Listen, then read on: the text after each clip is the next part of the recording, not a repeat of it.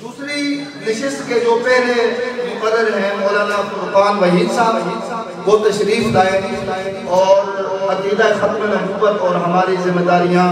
اس پہ وہ بیان کریں۔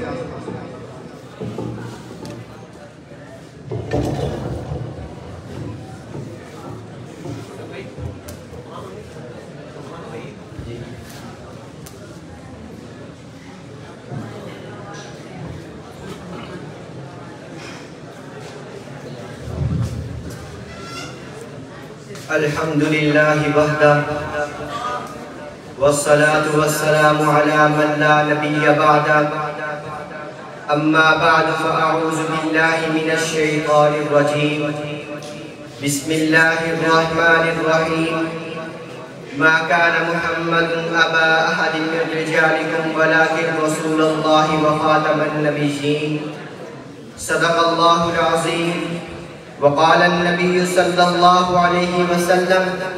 انا خاتم النبيين لا نبي بعدي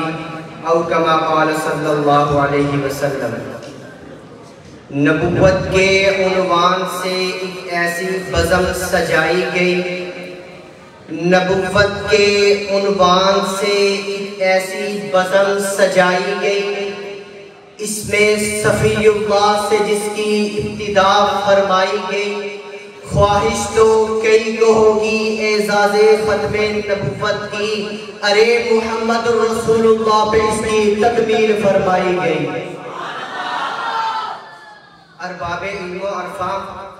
دقائق عدیدہ کو مدت مدیدہ میں سمیٹ کر لاتے ہوئے عقیدہ ختم نبوت اور ہماری ذمہ داریوں کو الفاظ میں قید کرنا سمندر کو کوزے میں بند کرنے کے مترادف ہے، اس لیے کہ عقیدہ ختم نبوت امت محمدیہ کی اسلامی عبادات، اخلاقی اقدار اور اجتماعی زندگی کا سنگ بنیاد ہے، اور دین محمدی بھی اس کا بنیادی اصولوں میں تعلق براہ راست اتحاد امت کے ساتھ منسلک ہے۔ صرف اتنا ہی نہیں بلکہ 100 سے زائد قرآنی آیات، 210 سے زائد فرمودات محمد عربی اور انا خاتم النبیین لا نبی بعدی اس بات پر شاہد عدل ہے کہ سید الانام آخری نبی اور رسول ہے۔ جناب والا یہ تو وہ بنیادی اور اساسی عقیدہ ہے کہ خلاق دو عالم نے ولا کے رسول اللہ و خاتم النبیین کے دو ٹوک الفاظ سے اس عقیدے کا دفاع کیا تو کہیں پہ الیوم اکملت لکم دینکم واتممت علیکم نعمتی کے مقدس فرمان سے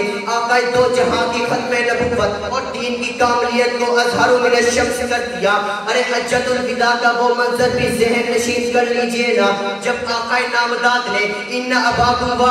وان ربکم واحد وان نبیکم واحد وانا آخر الانبیاء وانتم آخر الامم لا نبی بعدی ولا امت بعدکم جیسے اقوال نایاب سے اپنی ختم نبوت کو چار چاند لگا دیے، تو کبھی مستقبل کے گھڑا ٹوک اندھیروں سے سیکون فی امتی ثلاثون کذابون کلہم یزعم انہ نبی وانا خاتم النبیین لا نبی بعدی فرما کر اپنے ختم نبوت کو چار چاند لگا دیے، تو کبھی ذرا سا انداز بیان کو تغیر میں لاتے ہوئے ان الرسالۃ والنبوۃ قد انقطعت فلا رسول بعدی ولا نبی بعدی فرما کر عقیدہ ختم نبوت پر مہر ثبت کر دی۔ ارے بات کی تکمیل بس یہیں پر موقوف نہیں بلکہ صحابہ اکرام کو مختلف انداز میں یہ عقیدہ سمجھاتے ہوئے ابن خطاب کو خطاب کرتے ہوئے فرمایا لو کان بعدی نبی لکان عمر، تو کہیں میں انت منی بمنزلت ہارون من موسیٰ الا انہ لا نبی بعدی فرما کر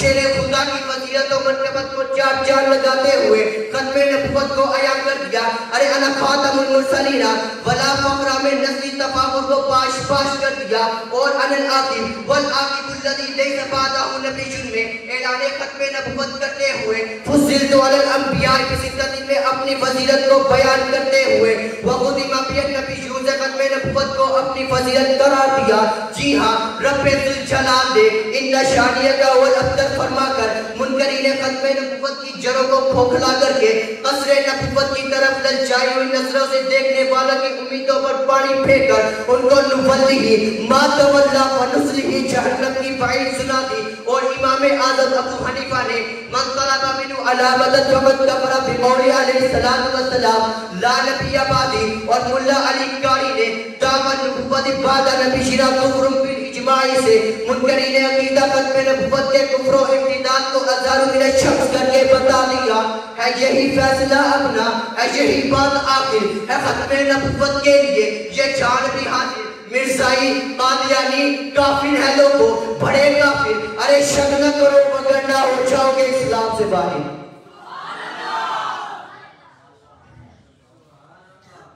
عالی عزیز وقار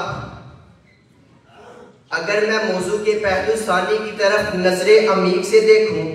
تو یہ بات عیاں ہوتی ہے کہ ہماری ذمہ داریاں بھی کئی اقسام پہ منکشف ہیں کہ آیات ختم نبوت سے عوام الناس کو روشناس کروا کے آقا نامدار کی ختم نبوت کو چار چاند لگانا یہ علمی ذمہ داری جھوٹے مدعی یعنی نبوت کے فریب و مکر سے نسل بنینوں کو آگاہی دے کر علماء خطبہ کا عنوان ختم نبوت پر تواتر کے ساتھ گفتگو کرتے ہوئے اپنی دعوتی سرگرمیوں کو نمایاں کر کے سوشل میڈیا کے ذریعے منکرین ختم نبوت کا محاسبہ کرنا یہ دعوتی ذمہ داری ہے جھوٹے مدعی یعنی نبوت کے خلاف اشد و اقوا قانون بنا کر تحریک چلا کر اس عقیدے کے لیے علمی جد و جہد کرنا یہ قانونی ذمہ داری ہے تحفظ ختم نبوت کے لیے امت مسلمہ کا متحد ہو کر اپنے اخلاق و کردار سے آقا نامدار کی تعلیمات اسلام کی حقانیت اور عقیدہ ختم نبوت کو دنیا بھر میں عیاں کرنا اور جب کوئی اس عقیدے پر نقبضت حملہ کرے تو اس کا محاسبہ کرتے ہوئے عقیدہ ختم نبوت کا دفاع کرنا یہ عملی ذمہ داری ہے ارے اسی لیے تو علماء نے ہمیشہ تحفظ ختم نبوت کے لیے اپنی جانوں کا نذرانہ پیش کیا اور تحریک ختم نبوت 1953 کی عظیم مثال رقم کر کے 14 صدیہ قبل کی اس تاریخ کو دہرا دیا کہ جناب صدیق اکبر نے جہاد بھی صحیح کا نعرہ بلند کر کے دجال اکبر کے چہروں پر سائے موت بن کر منڈلاتے ہوئے اسود انسی کو فاصلے جہنم کرتے ہوئے نظر آتے ہیں آج ہمیں دن رات مسلسل جد و جہد کر کے فریق باطل کے کسبوں کی پانوں سے پلہ چاپ کر کے ان کو شکست عظیم دے کر یہ پیغام دینا ہے کہ ہم نے ہر دور میں تقدیس رسالت کے لیے وقت کی تیز ہواؤں سے بغاوت کی ہے کہ ہم نے ہر دور میں تقدیس رسالت کے لیے وقت کی تیز ہواؤں سے بغاوت کی ہے توڑ کر سلسلہ رسم سیاست کا فقط اقدام محمد سے محبت کی ہے وما توفیقی الا باللہ